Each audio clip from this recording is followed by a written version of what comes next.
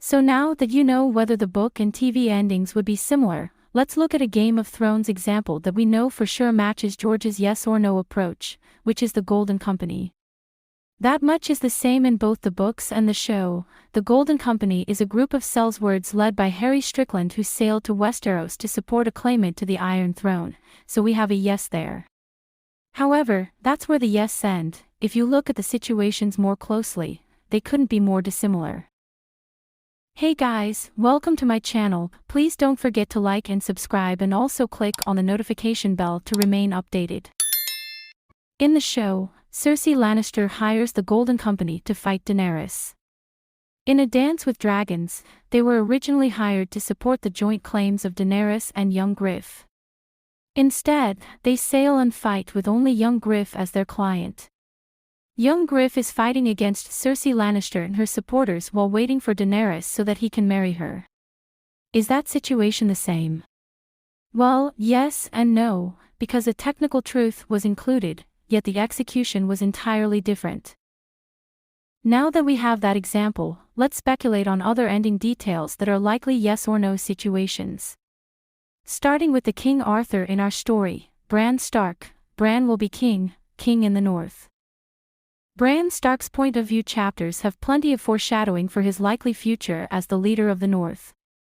Not only is he the lawful heir, but readers witness him training in the ins and outs of the practical and ceremonial aspects of ruling the north.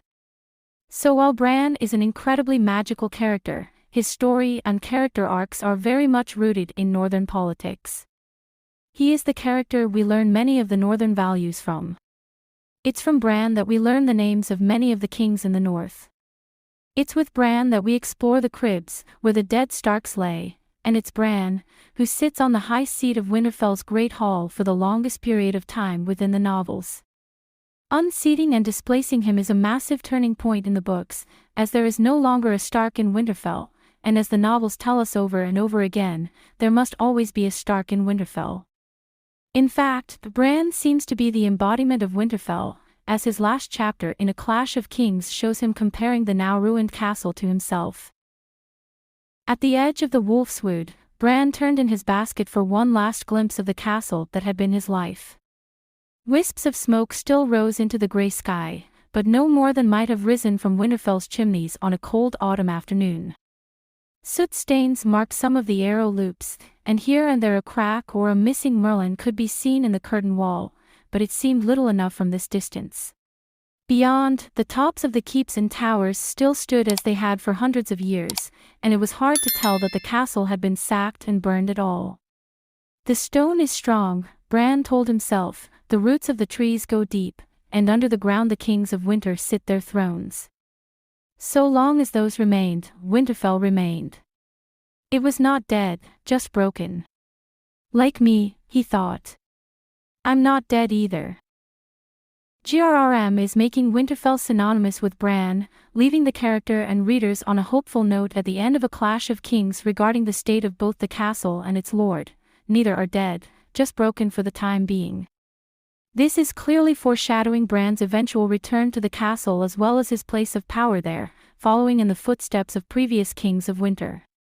It's also worth noting that the majority of Bran's page space has been dedicated to Winterfell, the north, and learning to rule there. Out of Bran's 21 total chapters in 4 out of the 5 currently published novels, 14 of those chapters take place in Winterfell during A Game of Thrones and The Clash of Kings, while an additional 4 chapters take place north of Winterfell during A Storm of Swords. Thus far, only 3 chapters have taken place north of the Wall, where Bran's magical training begins in earnest. That means 2/3 of the page space allotted to Bran is centered in Winterfell and saturated in northern politics, only 1/3 takes place in the wild north and beyond the Wall.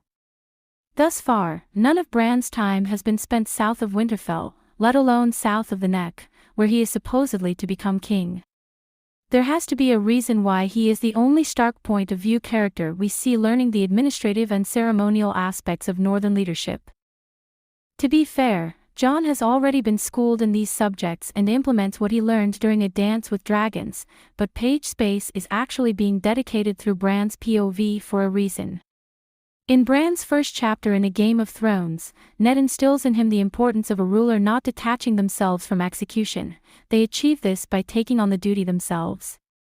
If Bran wasn't intended by the author to take on this role, we might have learned this custom from the perspectives of Ned or Jon, but we get this information at the same time as Bran because it's important that we learn it with him.